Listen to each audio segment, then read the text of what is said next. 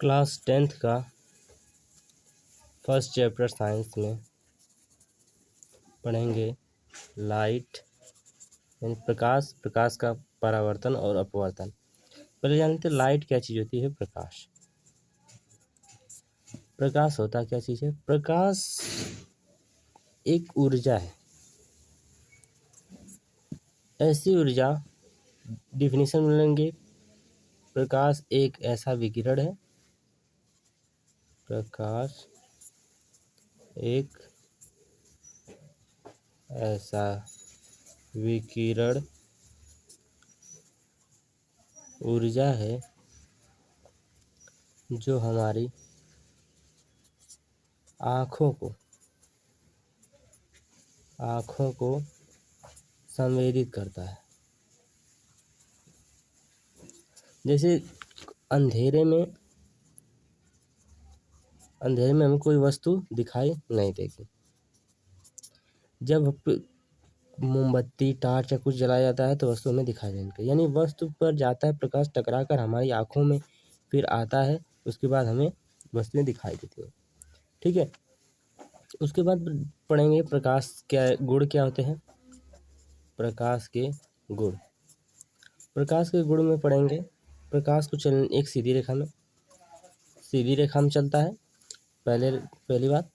दूसरा, ये इसके लिए कोई माध्यम की आवश्यकता नहीं होती है। ये निर्वात में, यानी कि जहाँ पर हवा नहीं हो, निर्वात में भी है चल सकता है। इसकी स्पीड होती है निर्वात में 3×10⁸ मीटर पर सेकंड। तीसरा इसका गुण होता है कि दृश्य प्रकाश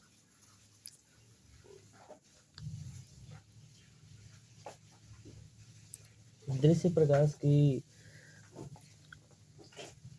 3900 एंगस्ट्रॉम से यह 3900 एंगस्ट्रॉम से या 7800 तक इसकी तरंग दैर्घ्य होती है। ठीक है, और इसमें 7 रंग होते हैं, आपको पता ही होगा। ठीक है, ये इसके गुण हो गए। अब पढ़ेंगे प्रकाश का परावर्तन। प्रकाश का परावर्तन, कि परावर्तन क्या चीज़ होता है। ये देखिए, कोई अगर दर्पण समतल, ये कालिक होती है समतल, कोई प्रकाश आएगा, जिस एंगल से आएगा उस एंगल से जाएगा। आया, टकराया और उसी मार्ग में वापस लौट गया। ये उसके बीचों बीच एक रेखा काल्पनिक होती है जिसे अभिलंब बोलते हैं। यानी कि जब कोई प्रकाश किरण आती है, ये चिकना पृष्ठ हो गया, चिकने पृष्ठ से टकराती है और उसी माध्यम में लौट जाती है, उसे प्रकाश का वर्तन। जिस एंगल से आएगी ये आई होता है और ये आर होता है। आपतित किरण, परावर्तित किरण, ये हो गया आपतन कोण, ये हो गया परावर्तन कोण, ये हो गया अभिलंब हो गया। ठीक है, ये हो गया जहाँ मिलते हैं आपतन बिंदु होता है, आपतन बिंदु। देखिए, ये हो गया प्रकाश का परावर्तन। अब देखिए इसके 2 नियम हैं। एक पहला नियम, आपतित किरण, ये हो गया आपतित किरण, और परावर्तित किरण और आपतन बिंदु पर अभिलंब, तीनों एक ही तल में है ना। ये फर्स्ट नियम है। तीनों आपतित किरण, परावर्तित किरण, अभिलंब तीनों एक ही तल में होते हैं। दूसरा, जिस एंगल से आएगी उसी एंगल से जाएगी, यानी एंगल आई बराबर एंगल आर। ठीक है, ये होता है। अब देखिए, एक होता है कि विसरित परावर्तन, एक होता है नियमित परावर्तन। विसरित और नियमित, ये क्या होते हैं। देखिए, नियमित परावर्तन, जब कोई चिकने पृष्ठ से परावर्तन होगा, दर्पण से या फिर कोई चिकना पृष्ठ होगा, चिकना पृष्ठ से परावर्तन।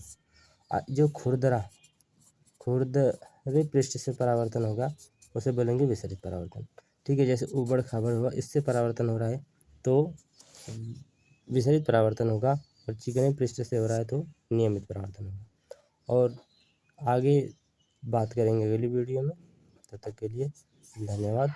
और इस नए हैं चैनल पे तो चैनल को सब्सक्राइब कर लीजिए और वीडियो को लाइक कर दीजिए।